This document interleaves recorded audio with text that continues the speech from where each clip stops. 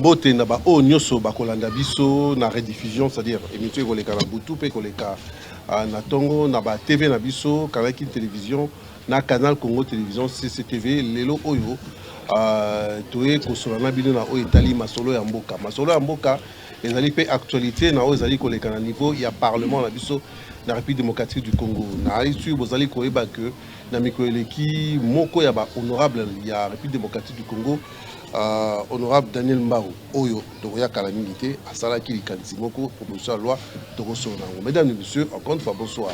Na pokwa lelo tozali koyamba honorable Daniel Mbao Soukissa yazali professeur na université à Kinshasa, azali sous rapporteur na commission PAJ na niveau Assemblée nationale, azali sous avocat na bureau na barreau à Kinshasa et azali Modanzambe homme de l'église ami pesa na kolo na ye tokosola o etali actualité en Boka. Mais ma solo à l'élo. À part honorable Daniel Mbao, au Bozali, comment Nabili n'a aussi présenté, n'a pas à côté, n'a pas pena, confrère n'a pas à Congo télévision, Doudou Montiri, n'a yé, tout comme les capos répétés, et l'on n'a pas maman, n'a pas papa, au baé, côté la biso et belé, Toyo Kapu, mais tout n'a pas crainte, n'a pas par rapport à ma quantité, honorable Daniel Mbao a péci, a zali ko proposé, n'a pas établi la réforme au niveau de Mboka la biso, n'a pas Makambo, et belé. Honorable, la quantité présidentielle de l'équipe Malam Mbote d'abord. Oui, Mbote, mon Mboka, Mario Mbongo. Ndeko Doudou Montiri. Namoni base dans la biso, la population dans la biso. Yomo comme les lezali sans tabou, hein, to so na o etali mituna ya mboka. Oui, c'est très important. Mbote na yo lokola na honorable Mbao Daniel. Ils sont dans litomba. Donc pour très souvent ba député tant ba zalaka na parlement peut-être base va comprendre vraiment la milité communauté population za rapenza na moment ba ignorance ma rebelle contact oyo et vous permettre à ce que moko na moko aloba na mission honorable ndenge zo kanisela makanisi oyo loi oyo honorable a proposé pour na ko la vulgarisation moko ezali penza kolongo bana et j'ose croire que zuli kanisi kitoko et base vous comprendre que tout le communauté monimba mboka mo peut ba comprendre et ndenge longo bani to c'est ko bana initiative kitoko mario mboko. En tout cas, quand on est au petit Koloba, il y a un peu de temps, nous y sommes honorable Daniel Mbao avant de permettre la biso à expliquer biso genèse des alignes par rapport à la loi naé, à me récapituler biso qu'est-ce qu'il a proposé dans les Congolais, pour changer un peu le vécu dans le quotidien et puis le pourquoi avant tout côté dans Bon, merci mon Mboka Mario Mbongo. Et il faut dire d'entrée des jeux que les Congolais va s'engager dans la loi sociale. Les Congolais va critiquer en disant que bino va politiciens sont la loi institutionnelle, soit loi sur la CENI, soit loi sur les SENSA, mais qui parle au peuple était. Alors na banzaki lokola moto ya kelasi na banzaki était il fallait toucher un segment important de la vie à les Congolais code de la famille parce que na considéré que après constitution et c'est vrai hein, dans l'ordre de la hiérarchisation il y a ma valeur matriciel, il y a un texte. Après constitution, dans Mboka, il y a un code de la famille. Parce que le code de la famille, il y a un solo, vie en société. On ne peut pas construire un État développé sans qui, si famille, qui est la cellule de base. C'est comme ça, comme vous l'aurez constaté, en gros, il y a proposition de loi, même la proposition de l'homme se toucher la question institutionnelle. Interprétation pesale au lengue dans le lengue. Justement, donc les lots est pour dissiper les malentendus. Parce que Moussou, ça va critique il y a texte, alors que Tangi en côté, à Congolais, Moussou peut ayo ki kana balabala. Moussou ça va célébration vide. D'autres quittent, mayo quitté à mon angaïté. Voici je suis là pour récapituler ma proposition de loi. Donc proposition de loi Oyo, ils en a 59 articles. Donc le premier texte initial, il a 48 sur 59 articles. Proposition de loi aux innovation et belé. Question à d'autres, ils ont intéressé plus d'un.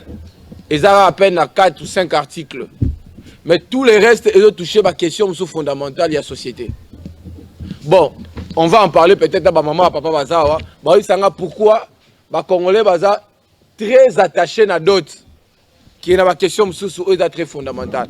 Voilà. Proposition de toucher même la question de succession, la question de libéralité, régime matrimonial, personne fiançailles. Et toucher le segment sur la vie. Sur le plan de la succession, proposition de protéger conjointe survivante. na lingala mama oyo to tata oyo akufeli molongani biloko etikali ba okabola ngo ndenge nini lopango eza be moko mobeko lobi mopango wana fo batikela conjoint survivante na bana mais lelo komoka moto alongwe masima nimba aye kisasa to alongwe nganda jika aye kisasa aye kobotola. On me parlera de l'usufruit, ça c'est sur le plan civil. Mais sur le plan pénal, proposition de loi Oyo, et qu'on protéger maman Oyo, Tikali veuve Nabana, à travers les mécanismes de pénalisation. Il y a des déguerpissement illicite. Le lot moto bengana veuve nanda au kotiboloko. Proposition OP pour la veuve et qu'on protège contre la pratique post-mortem. Oyo contre les games. Na français, na lingala, bambeba ozo salama. Nanzela a coutume. Papa a koufi, ya wakoko, voilà. Babi faut sokola maman, faut pas melisa maman bambondo. Babi baso ya bomi papa toté. Bon, dans ma circonscription, j'ai eu des cas comme ça. Au maman msusu, babi ça y mbondo, babi baso bomi papa to maman. Le jour qui a suivi, elle a fait des frissons et puis a saigné à Makila.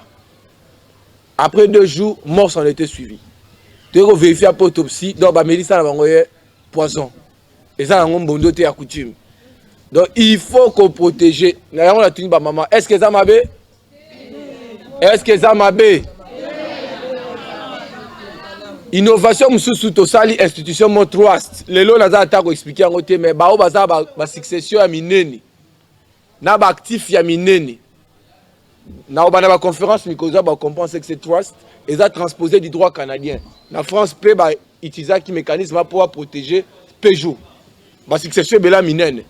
Donc c'est un nouveau mécanisme de transmission des actifs successoraux. Tu as vu dans le Congo, succession se transmet soit par voie testamentaire, soit par voie ab intesta. Depuis 1987, tu as le 3e mécanisme de transmission.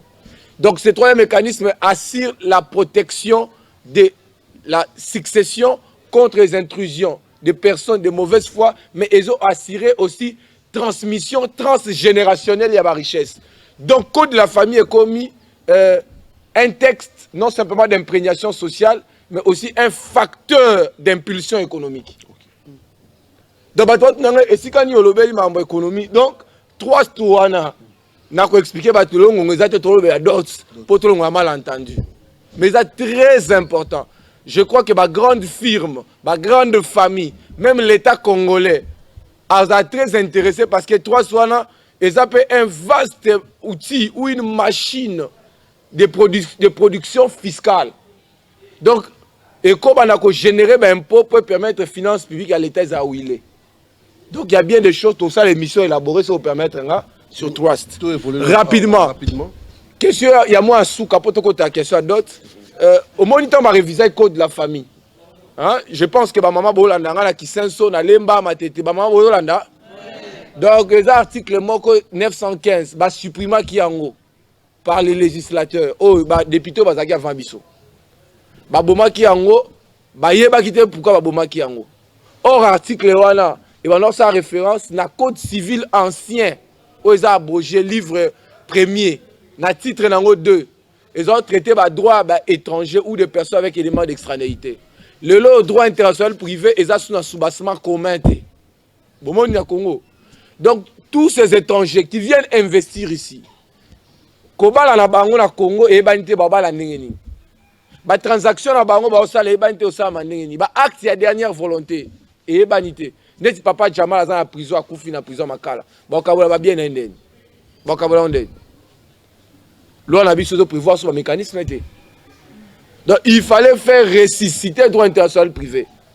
Nazaki na France, nazaki na Afrique du Sud, nazaki na mikili mususu ba ebisinga ba expatrié tous en a besoin ko investir na mboka ya bino mais droit international privé na Congo eza sur soubassement comité. Moi ba congolais ba zo misala eza te. Comment to ko tia ba société ya biso tant que ba droit privé na biso eza soubassement juridique te. Donc c'est une façon de Mario de Kodoudou, il répondre à la question à Tobautuna. Honorable Daniel Poigno Salebiso, loi ou ça la misala te. Si tu commences à évoluer, pour ce tikio, aux rappelé professeur, né na rappelé qui aussi c'était. On le 59 articles né dans la proposition de loi, mais sur les 59 voilà 5 articles à raison concernés ma adultes, 5 on a à peu près au limbo biso et puis tu peux savoir maman la bande comme ça moi tout na pe ba le basso des années. Bien.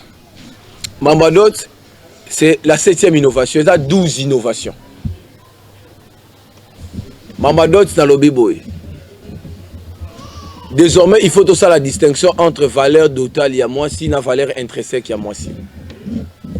Naïba maman ba dans la République démocratique du Congo ba tcheloko na mutu. Que ce qui est important dans les mariages, ce n'est pas la dot. Ce qui est important dans l'Ibala, c'est l'amour, la considération, l'affection et le respect. On a 150 vaches. On a payé 10 000 $ américains pour Babalayo. Babalayo na kati ya bateau. Mais si l'homme a épousé, il ne te respecte pas. Il n'a pas d'affection pour toi. Le mariage perd tout son sens. Tout ça, il doit sa maman possibilité de recouvrir valeur na bango y a bon moto. Parce que moi si sa valeur est inestimable. Au côté que moi cité. Maman de mon père si bon moi. Maman mon père si vie. 500 euros fixé et sa valeur totale. Non banda bola nanga bien. Ça veut dire quoi? Valeur totale et nyoloba motuya. Ya mbongo ya dot. Parce que dot wana il faut la symbolique. Dot ezo réunir mobali na mwasi. Mais mbongo ya dot eza mwasi te. Yango wana pour dissiper m'entendre, je n'ai jamais dit de tozoka babalabala mwasi soki ya bota il faut senga $200 to $100 maman musakuta. Est-ce que ba maman alobi bongo? Est-ce que na lobby net na kuta maman musabi o nga za ndundu ono wa lobby na kendo fele? Est-ce que na loi na nga na 59 article na lobby bongo? Maman mususu akuta ina nga singa ono ba biloko na bota bana mibale nga fo 150. Est-ce que nga na lobby bongo? Wone za biloko zo bana na balabala. Biloko wana pe nazo sepela na ngote. Parce que ba Congolais ba lingi mingi o etali makambo nzoto. Or moi, j'envisage la stabilité de la famille. Ça veut dire quoi, honorable? Ça veut dire 500 wana et ça montant, il y a d'autres. Et ça montant à moi cité. Pour tozoka maman a vu sur le coup la maman par exemple maman Janine Mabunda. Valeur totale naie. Et ça à confondre était na valeur intrinsèque à maman Mabunda. Bat par lobanini, so ngopé sa moitié valeur. Et c'est ngili pe d'autres naie ça là, ya motuya. Tant que vous quittez d'autres, aussi valeur à moi si peu, vous quittez Siango. Voilà. Non. La quitter si valeur à moi, c'était pas moi si. Est-ce que tu as se confondre, tu se comprendre moi si à ça na valeur té. Et puis d'autres, ils ont conditions de fond et formation à mariage. Autant consentement, capacité, la condition de forme. Au moins, il y a des conditions. Au réunir d'autres. Au réunir, constater, il faut qu'il y ait des personnes basées à la capacité. La dot n'est pas la femme. La dot n'est pas le mariage. Mais c'est une condition essentielle de la formation à mariage. Tant ils ont pour expliquer comment la législation évolue de 87 à 2016, même en 1894. Je veux que tu vas retenir ceci. À côté à $500, ils ont une fourchette. Au cours de discuter, il y a une clause de convention numéraire. Ils ont permettre mobile à kende au-delà de 500. Ceux qui ont confiance dans mobile no kazana moyen, à quoi on a $10 000. Est-ce que maman bola nanga? À quoi on a $20 000, $30 000, mais il est interdit dans la famille à moi si bah les cafouchettes il y a $500. Voilà la subtilité, l'intelligence de la proposition de loi. Deuxième aspect de la proposition de loi a encadré liste coutumière. Nali ko bate que ceux qui ont payé $500 au payé ça sous maman li putate. Faux. Mama puta bilamba maman, bilamba papa, bakalebas, ils ont relevé la liste coutumière. Alors, liste ya mutu na mutu esengeli est respecté coutume ya mboka na bango. Plasma. Voilà, désormais, plasma. désormais on va aussi un abonnement il y a 12 mois. Groupe électrogène. Groupe électrogène. Oui, oui, moto, ok. Et l'ongwe. Est-ce que tu sali mabe? Parce que les couples belé, ils vivent à union libre. Moi, je balana. Exact. Parce que pour un peu ça bambongo wana motu ya makasi baza ba na makoki. Yango wana la joie qui dénombrement, hein, fait statistique, il y a ONG mo pesenga babi qui chasse à kaka. Il y a plus de 573 ménages en union libre. Na capitale. Na capitale. 573. 1500. Oui, na carte des millions de personnes babotami. Motif excessivité à dot. Là où ils ont facilité légale, tous offrir aux jeunes en âge nibile et pas n'importe lesquels. Babiter les jeunes au Loxo qui est au bas là, non. Des jeunes responsables. Donc nous encadrons, je vais atterrir là pour battre en parole, la liste coutumière aux Amouluba, Sengalroa Baluba, Sengalroa na Bajilaka Sanga Basengara, Sengalroa Batuya. Il y a monnaie du tout basengaka ko senga lokwa bataba ndundu te mutaba ndundu ko imiter pe muswahili te mutu na liste. C'est ce qui fait que la loi n'a prévoir article moko lobi que après promulgation un mois après les ministres ayant les affaires coutumières dans ses attributions à réunir ba chef coutumier nyonso ba redéterminer ba liste ba bien ba dot o ya coutume na coutume donc au ça carnet mo amné to be carnet total soko nyoba la moisi ba pesi liste aucun pas officier d'état civil officier fongo liaza mukwesu atali pa bakwesu musuku pa basuku basenga nini afongoli soki ba moni ba bien ekoti na kati ça dit osenga boîte alors que yoza musuku ba supprimer yango. Est-ce que ça mabe?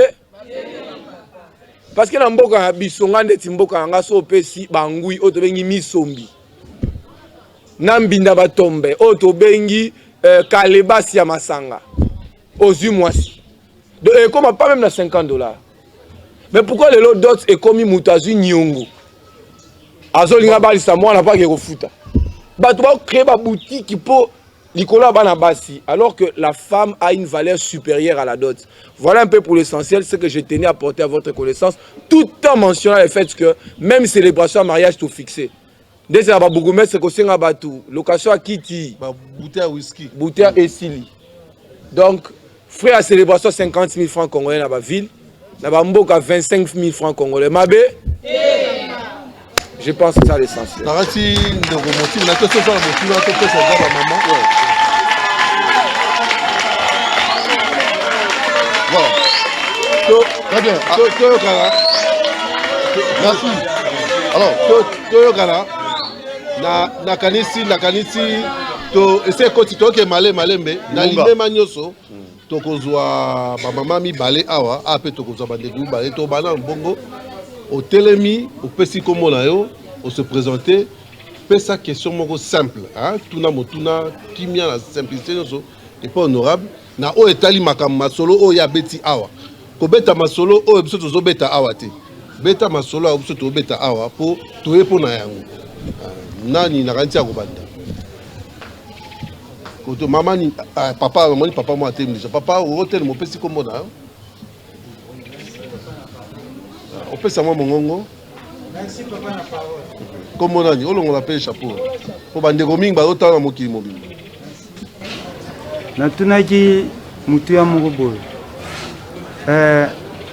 merci na makanisi ya papa honorable oyo apesaki biso ya dot siko to tuna mwasi ya moseka na mwasi oyo abota deja tokobaliseka ndenge moko bien ndenge nini donc question na ngaki nazaki na mopusa yango. Merci. Loi et ça na discrimination te. Marambo etali ki moseka to ki moseka te wale za intimité ya bato. Natkal ko batam comment que moi si oyo azamo sekate azana valeur te non pas du tout. Bango nyonso bazam baza ko bala bango motango moko. Soki to andi okende ko comparer moi ça mo sekana o azamo sekate, c'est comme si tozo confondre valeur totale ya moi si na valeur intrinsèque à moi si.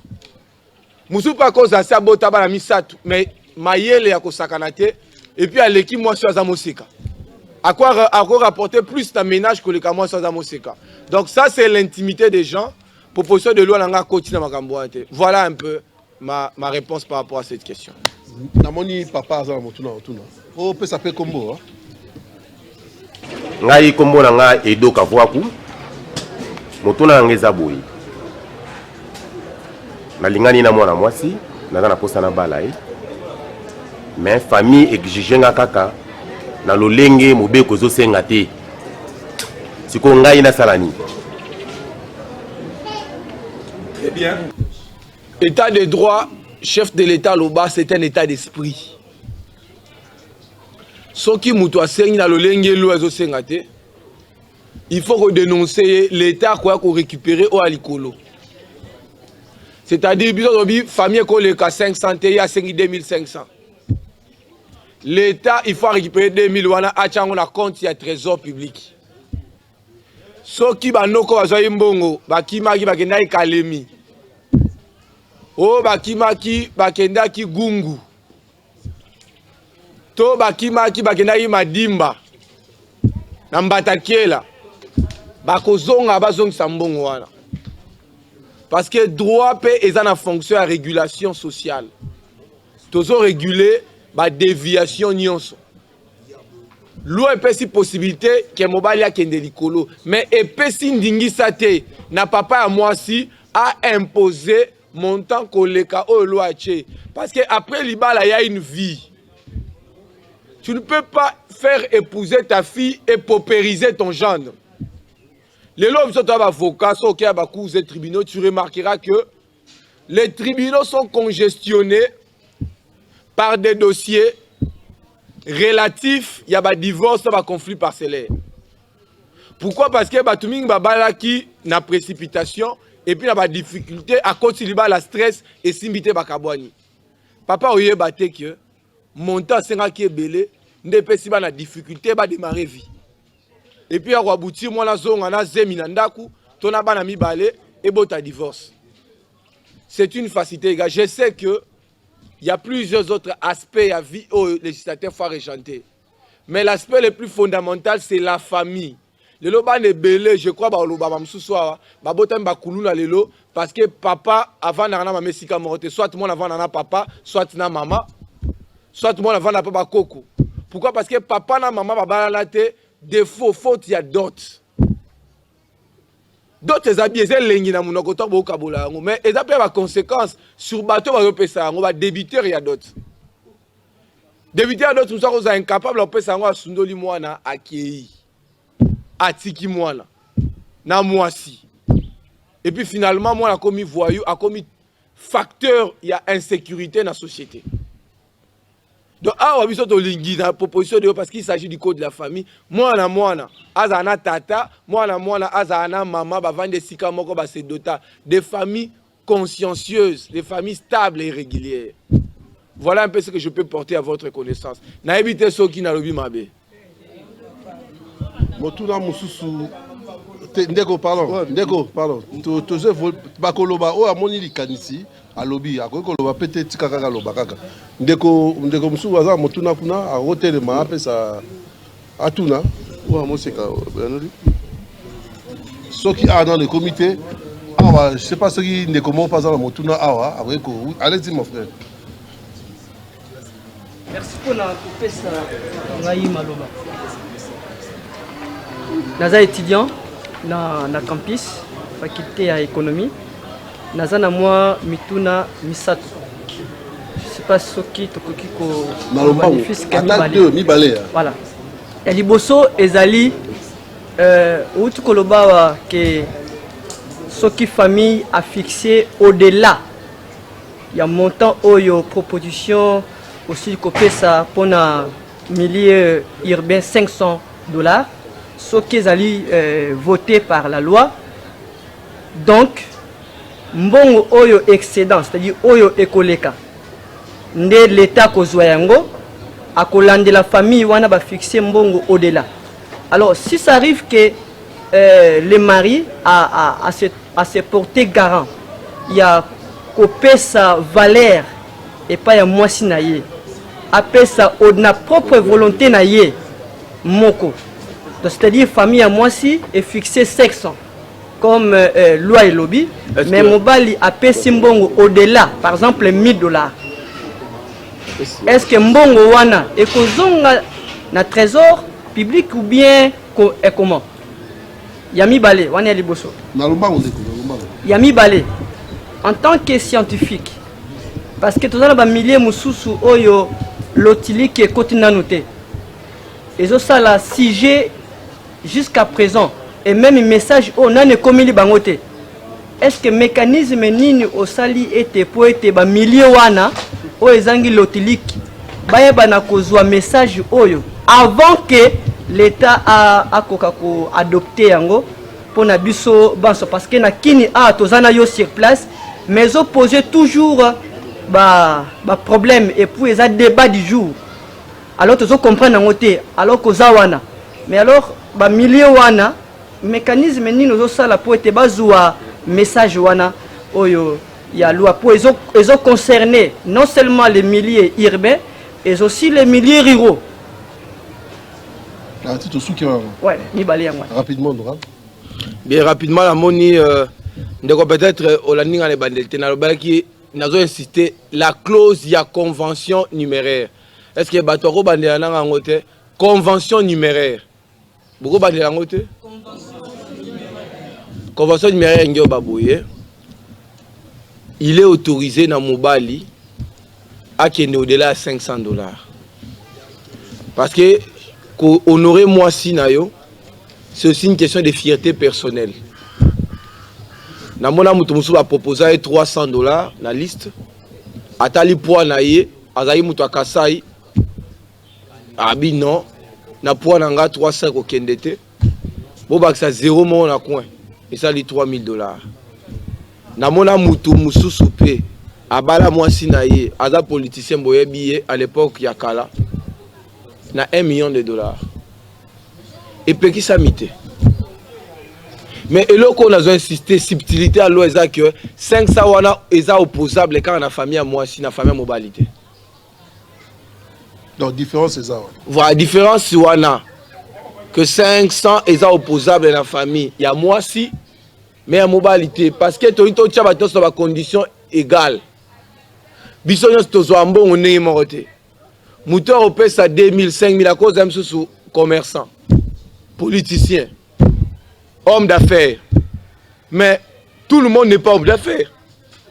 Donc on empêche les Congolais de soutenir au bazar milieu périurbain, au hasard maçon, à qui est au-delà. Et puis 500 il faut payer 500, on peut payer 300 aux mois-ci, on peut payer $70 aux mois-ci.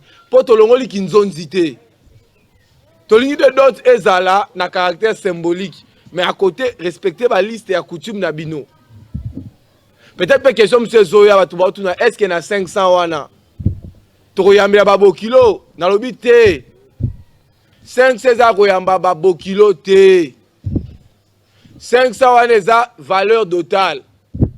Na lobi na kati ya mobeko o so tanga article 364 etina C et que bis na chez article 64 bis et que likambo etali feti ezala na ecclesia ezala na coutume ezala devant officier d'état civil et commis na compétence exclusive ya ba marié limbola en côté bango nde bakobimisa mosolo pona koyamba batu à part 500 parce que mobali yo azoya kobala mwasi fois à la responsable. Okoki te koya na deux combis à Batou et tout le quoi Batou 50 personnes au PC le hôtel à 500 et puis on a exigé après ça vient bloquer au lia de ça signe à ma B et ça signe avec faut pas bengana yo en principe 5 ces adultes mais ceux qui ont ligné ba yambabino oye na montant ono mususu wana eza prévu na loi te mutu musu ko ba la moi ça paye 500 m'a paye $3000 ya réception. Et c'est interdit. Si vous avez une photo shoot na loi, non. Ou il y a la photo kanda, photo normale. Et ça doit naïe. Ou il y a utilisé photo à shooter. Ou il y a la profondeur numérique très dense. Et ça doit naïe. Ou il y a qui roba la paix na kati espace ya bateau à côté de bateau. Et ça doit naïe. mosusu pe ba interdit ete soigner ba na lupango ba to ba bongisi ba fleur eza droit na bango mais auto réguler ça monter à dot parce que loi na biso lobi que dot na Congo eza ba bien et ou l'argent ngaité depuis 34 ans mingi totanga loi na biso depuis 34 ans ba bi dot eza composé na ba bien et ou l'argent ça dit qu'on peut ça ka ba bien ya pamba et sili selon coutume to okoki kopesa mbongo et sili selon coutume to kopesa na mbongo na ba bien mais si koyo aspect ya mbongo eleka 500 to kopesa même $20 soki boyokani na kinzonzi okoki pe opesa $10,000 yo mobali soko décider obi bon nga na leki luambau na linga moi sio mingi nazo prouver famille ok naza makasi na pesi 10,000 ce n'est pas interdit mais tobo inde famille à maman ba déborder est-ce que mabe ezali biso toza basai na nzambe esengeli tobalisa et puis esengeli mwana na mwana aza na famille c'est cela l'objectif qui est poursuivi. Et la famille, je la considère comme une machine de production de citoyens. Nous ne pouvons pas avoir de bons citoyens sans avoir des familles stables et cohérentes. Voilà, c'est pourquoi nous avons élaboré cette proposition de loi. Mais je vais encore noter par rapport à la question de la vulgarisation. Vulgarisation et zangaïté. C'est vrai, dans ça, on a un moyen de bord. Mais vulgarisation, l'État s'occupe de la vulgarisation et comment la Constitution. Ce qui va promulguer la loi, l'État faut vulgariser. On peut même dans la langue nationale pour batanga. Mais contrairement à ce que tu dis, et qui n'a fait fois walika les téléphones n'a plus de 17 groupes WhatsApp plein. Bah jeune bazo CPA na Beni Butembo, je vous salue. Bino Bolandanga, je crois que vous vous reconnaissez. Lubumbashi, des jeunes attendent ça. Bah msuku doit benga na Goma babi que ba tumusu ba komi koyiba na bangombe. Po abala. Au moins bakangi muto akenda oyiba na krala ba to ngombe po abala. Trop c'est trop. Il faut réguler cette question. Ça commence à troubler l'ordre social. Voilà. Ouais, oui, le temps, le moment où on a tout. Mais une minute avant tous maman parmi 59 articles mais le niveau à ma bota pour un peu les belé les bandeli au chrétien qui mouké papa koufi atiki babiloko bana msusu bakote ma balabala tout problème pour ma succession msusu bakoyi ba mobulu est-ce que pour la sécuriser les uns les autres parce que le but na yoza ko se baser mingi na social. Vous avez pensé à ça? Oui, l'article la succession ça est belé kutu koleka. L'article la dot. Non tu le bangwa toujours protéger ba petite succession. Même dans la grande succession. Tu peux sa possibilité, la conjointe survivante, la héritière première catégorie, va se plaindre devant la justice. Ou par le fait de la dénonciation, la justice a se saisir sur la bengani maman veuve, nandaku, mabe wapi. Et puis, tu peux même plus loin, tu peux même dans le domaine de la succession, tu peux même dans le domaine de la fixation à résidence. C'est-à-dire? Tu peux si même maman possibilité, va fixer résidence. So maman zo sala esika moko bazana mbongo ebele koleka papa zo ebele et sengeli pe aza na droit ya fixer résidence parce que la résidence se fixe dans l'intérêt supérieur des enfants et non parce que papa alingi pour papa ko zala la na yas na mona couple msusu bavandi na otanga communauté quartier te bazo louer chambre moko salon papa alingi bavanda na condition na alors que maman zu musala na société moro bancaire ba affecté na agence ya ville maman proposé pas comme attendre musala ba vana attendre lingwala bana batanga attendre boboto non papa lingi bana ba vanda kaka kuna sika ba vandi batanga kaka na complexe scolaire papa binzembo nzembo na condition po ye aza enseignant na école wana atangisaka kuna. Entre-temps, Moussala, maman, va offrir maman $5,000. Ton intérêt supérieur à Bana. Maman, quand il faut fixer résidence, il y a une innovation, tu as une autant la tête. Quand maman, par exemple, CCTV, vous créer succursale à Paris. Botindi, on à Paris, à qui na famille. Papa, boy, qui t'est tiré à mobile, tu vas na kin. Or, il faut attendre la condition bien. Donc, loi, il y a des avantages, pour la base, même dans le domaine de la fiançailles. et puis ils ont fait sa stabilité dans le couple, promotion dans le mariage et puis dans la valeur. Voilà, honorable, on a évité promotion, stabilité dans le couple. Mais il y a un problème. La famille, comme ça, on a le marchandise. On a 10. Loi, il y a ce monde bien té. Honorable Dalen Bao. Est-ce qu'il y a un moyen? On a 59 innovations, non, 12 innovations, 59 lois au Sali. Article, excusez-moi. Il n'y a pas au moins ce fan kana kozanga ya peuple congolais. Pauvreté aux alambo na biso. Ndé lukinyo so makambo, luki makambo nyo so to fan yao. Est-ce que na 59 wana, ezana eloko moko te article moko te ozali ko sunga congolais abo ça na makambo ya comme ça bana na bango basi ko marchandise. Très bien, une très belle question. Naoutia Oloba Aoa n'a pas ça qui 2 éléments. Dans le domaine de la succession, il y a 3 astes. Les mécanismes, on a joué dans le droit canadien. Et protéger la succession à minene contre l'intrusion. Et puis, la succession à minene sont bien. Et ça n'a pas mis ça là où il créé. Au moins, là, monsieur Doudou Montiri. Patron, par exemple, il y a société telle. Société, on est dans 300, 400 emplois. Mais si M. Doudou a Koufi, qui société Koufi, Bana Makabo, Ibilo, la famille et Panzani. Tous ces 400 personnes vont travailler dans le social à Namaye ou il y a a créé 3, on a expliqué au micro de Roya. Comment vous pouvez rentabiliser les actifs successoraux? Vous pouvez si on a une société fiduciaire. Et que les successibles vont retirer les bénéfices. Alors, 3, c'est des machines même fiscales. On a expliqué comment ça budget à l'État pour la population se retrouver. Vous comprenez? Très bien. Donc, il y a 3 au Canada, aux États-Unis, en France. Un trust, ils ont géré un revenu important à 14 milliards de dollars. Mais l'État a dit que autant de pourcentage dans la fiscalité. Déjà dans le budget de l'État, moi, 3 soit affectant dans la création de l'école, il y a des emplois, il y a des hôpitaux. Donc, ce sont des choses, des innovations. On va amener la réflexion. Deuxième aspect social, droit international privé. Tu crées un aspect pour protéger les droits des étrangers qui investir. Parce que l'investissement à Congo est comme un casse-tête. Bamsou Solam Katongo va expulser. Les droits privés sont garantis alors que tu es actif dans le Congo.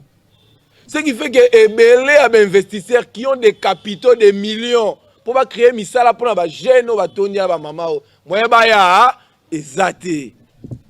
Loi oyo et ko sophistiqué droit international privé et ko fait ressusciter en haut. Donc sur le plan économique, les Congolais ceux qui l'ont appliqué et que les investisseurs sont belé dans le secteur secteur minier, secteur nutritionnel, tous les secteurs possibles et que les droits sont garantis. Donc même aussi quand on a dévoilé sur Nenitoko ko gérer les actifs dans les capitaux étrangers dans l'intérêt des Congolais. Donc, on dit 3, donc c'est 2 grandes machines de production économique. Non. Code de la famille, il ne faut pas attacher à la question sociale dans la famille. Il faut pas la question économique. Mais malheureusement, des bases qui ne militent pas la question. Il y a 3 années. Un mécanisme, il y a transmission du patrimoine successoral. Société fiduciaire Moro X, Mario, et une société actif. Il y a 20 millions de dollars. Il y a Moutoumon qui a travaillé pendant 50 ans. À charge pour Mario, a fructifié, on a signé un contrat, par exemple, comme il s'en a 90 millions. Na bénéfice, il y a des héritiers. Pour bateau, pour bien, beaucoup de vie de l'eau exate. C'est comment il y a Mario. Or, en réalité, Mario, n'a pas signé un contrat. La protection. Contrat, on a signé un bénéfice, il y a un succès. Moi, je suis qui est quota exate. Mais ça, c'est trop fort, ça. Comment ça? na sima ya convention wana bayoka na mayo lokola na pesi yo ndako ya ma campagne na pesi yo ndako ya nsele na pesi yo ndako ya lemba yo okolekisa 6 mois okosombe ya bana nga même lupangu na limité. Ça c'est dans la loi. Non, la loi non. Na limité. Sikoyo papa kinzola ngongi. Oya utaki mboka, a rozwa biloko akutani na Mario qui est un trust, une société de fiducie. Ça peut être aussi un cabinet d'avocats. Mais tu as ma condition, ma case, c'est pas n'importe quel cabinet d'avocats. Ce qu'on a coûté un cabinet d'avocats, na société fiduciaire, wana, nsengu kudibende. Moya zwata egui ezate. Donc ils ont protégé ma famille, ma bana et puis bana wana msu bako zape capable été. Bazo 20 millions ba fructifier en haut. Pour bana bakomara chaque jour, oh, nous sortons de l'indivision. Licitation. La licitation ça veut dire quoi? Bozana ba bien patrimoine à 20 millions de dollars. Mais ça teti moko. Aline autant atalika bo kabola. Ils ont empêché bano balinga bi kabola ba kabola. Et puis ils ont facilité même l'inconscience na ba koko bano akobota ba bénéficier. Donc ils ont qui de génération en génération. Est-ce que les Kambabo na Congo c'est salama? Pourquoi to kamika na dot? La ici honorable to voler rapidement pour mon petit question mingité. Ba jeune moko bazali a moko azala moi témoignage à ça là. To kotala soki kanae par rapport ya makamna yo ezali ko ba ndenge ni ezali ko soutenir ndenge ni. Ndeko moko azali koso moko akopesa témoignage ya liki. Moko akopesa témoignage ya parcours na ya lobby. Lolenge à se comporter dans la société par rapport à boye. Est-ce tout dans loi et lobby? Pourquoi na mambo honorable alobeli biso na pourquoi apopo madot apopo ba divorce ngai na ko na pa nga za victime ya ba divorce na ba dot wana ba product pour papa na mama nga bakabona zana muki kabote biso ami bali na leki ala ninga to mama kabona papa isengeke mama ki na wazaki muki matema dana pusana ki ngana tsikala e papa mais na lupango ya koko akolaki na ngabia na tangaki jusqu'à ce qu'on ait un point mot que affection penda maman ezaki te pona ovaka na batata mwasi batata leki papa pe bipa yenga neti pas jupe mwasi nga pena mwasi tembe toyoka na te tinya nga mo pe ezaki te ke ya kobenga na nga na ndawo nga mo pe ni ya se décider ki na nga libanda pale pende za na ngo na koya pe na fazi me na olinga nga sunda kuki pona nini atikalaka atika nga so mama nga kenda na ngai mais là msusu ngapena nge naza na ngapena na vie ya kianki ya kivoyu ona kana na vie pour na bote mpe na vie na te bote na famille bien mais izaka ba circonstance mo bokiti etikala na tamo ba détresse ya ngamoko ke affection mamiza te kota papa pe logo isa ke et tout sanga pena na mama pe izalaki te pe bande ko gatenga fa ba gatenga pena ba façon tina ko pena je mona ko na posa mbongo so mbongo ngo na ibina olukango te tipena salve qui m'a l'en parlé mais il y a bien à bon appétit n'a pas bon peu tout ça n'a pété quand on a peine qui pété de l'eau pété tout ça là peine bon calme pour moi il na mon qui ne va point si c'est honorable le bill là pas maman il y a d'autres si et même divorce pour big il y a d'autres bit bala les gens ont peur à te mbongo les gens que to ba papa na maman baza même mon éducation ba pesa bana on pour le temps bon wa kola baza ka toujours uni bloco wana kete abalaka mama bango mais bakabwana ka e kozi pika ba sort pa bana pevele msuti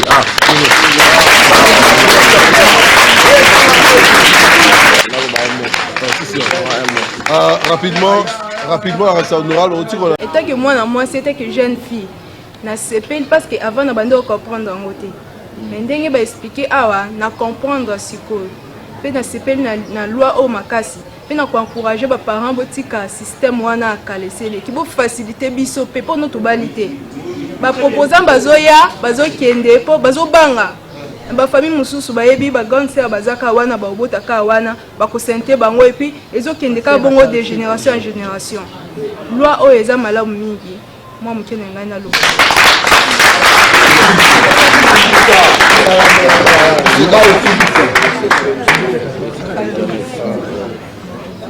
Nous Merci pour la parole. La combo langa Marlène Ngoudi. Tali pena loba lolenge tobale koyoka pona makambo oya loi honorable na biso Daniel Mbau apesa ki tobande koyoka na ndenga mabe. Siko lolenge ba éclaircir biso to comprendre eza malamu. Pona kotala mibali ebele bakoma kokima pona koya kobala basi tango ayebwe atali facture ba pesi ye eleki akoki to mona akimi lobi asente moi cité to vanda na biso ka to bokola kabana mais loi oyo honorable na biso asali eza malamu pona ko faciliter mibali tango azana 500 na ye aye abali mwasi na 500 eza te ke 500 wana biloko nyonso eza na kati te liste eza à part mais d'autres eza $500 eza malamu na sepe na makasi bato misundo to bande koyoka okomi na 500 makambo nyonso na 500 eza bongo te eza liste bakosala eza à part pe mbongo adoti eza 500 to sepe na loi na makasi honorable na biso aumela eza loi moya kite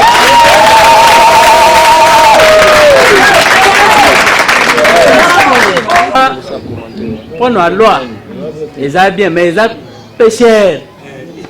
Oui, pour la bambuka, la kana $500, ma pesa ka elem, vous pesa même à Tadra, na Mungwa, na village. Mais tandis que bon, c'est les mingi 500, amis. Même tant qu'on a balaki na mbuka, na tiara pesa $500, hein, il y a elembo.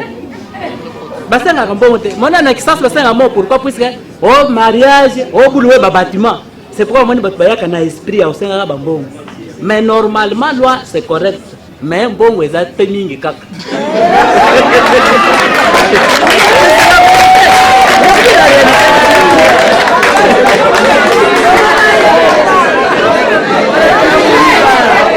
merci beaucoup pour la parole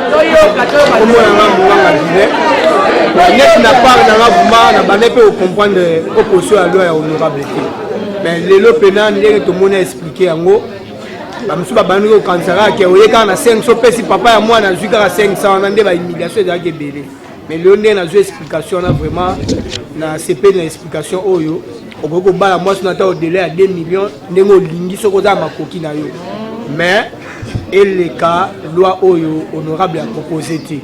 Merci na osenga na honorable président Mboso Kodia na ba honorable député national au bazan assemblée nationale vraiment bo appuyer loi oyo po epesa biso pe ba epesa jeunesse lisungi ya makasi po no koleka ba dot po lobi pe biso nyonso to vanda malamu na bana biso na mabota na biso merci po na bon on a ici carnet de Koloba tous allons qui na honorable Daniel Mbau il est azali professeur de droit à l'université Niki azali sous rapporteur de la commission PAJ na Assemblée nationale azali sous avocat na barreau ya Kinshasa pe sous azali homme de Dieu do yaki a la etali masolo ya ba proposition de loi na ekalami été qu'on a débattu na niveau ya Assemblée nationale mituna to pesi binoka échantillon na raté échantillon azali mituna ya moko na moko o article na ndaka azali ko tuna par rapport à incompréhension oyo ezali ya ba 59 articles oyo pe mingi 5 articles les ali plus basés na Mamadot to meki to zwa mwa ba idée ya moko na moko to tuna bino mo boyoki réponse na ina ba précision apesi na kanisi mingi ezali ka pour avantage à population na peut-être ceux qui dodu monter aux non bon fait to pesi merci na honorable disponibilité na ye na ndenge pe base communauté ngaki yoka nino loi sur enfin c'est la loi sur la dot alors non c'est le code de la famille la code de la famille tala mouné na loi boye tozu ba témoignage ya bana mso ba divorcer hein bo tu ko voilà alors mouné la loi na makambo tali pe ko garantir ba héritier succession et tout ça na le kambo tali économie hein économie pe trust donc mboka pe rokota moi miso on dit mon sepe rokota to zali ko senga na honorable à continuer vulgarisation parce que ignorance ndezo sala ke ba incompréhension bota mo na ngolo roi neti ezana tina morote alors que yango ezana tina merci beaucoup honorable Basuka bon le Basuka merci mingi na tambo pesinga na expliquer ba compatriotes pertinence il y a proposition de loi oyo na osenga ba compatriotes une seule chose batanga loi oyo batanga yango ba comprendre que depuis législature et banda en termes il y a ba innovation cette loi est parmi les bonnes lois sociales.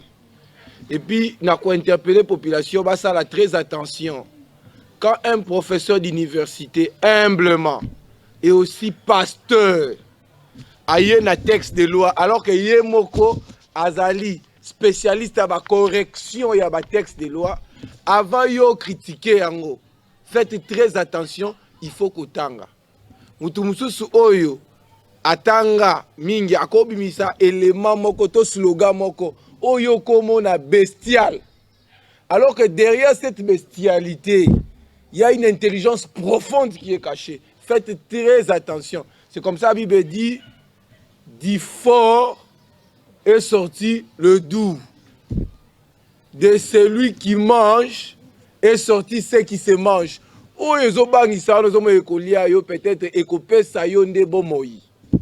Cette proposition de loi a la vie.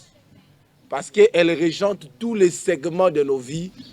Que le Dieu du ciel ouvre nos intelligences pour que nous comprenions que ce texte de loi inaugure une nouvelle heure. Je vous remercie. Merci. Voilà, merci à la téléspectateur et Béli Bolandibiso, monde entier, même dans Internet, vous allez connaître qu'il y a un Doudou Montiri, dans la connexion Mario, dans honorable la population Mobimba et communauté Mobimba et base Mobimba, ma casse très prochainement peut-être dans la province pour à tourner la province pour vulgariser la loi Oyo, Bozwango, le rôle la loi Oyo, ils allaient sa solution à un problème dans la Mboka. Famille, ils allaient cellules de base. Ceux qui ont fragilisé, Mboka qui est sauté. Ciao. Ciao.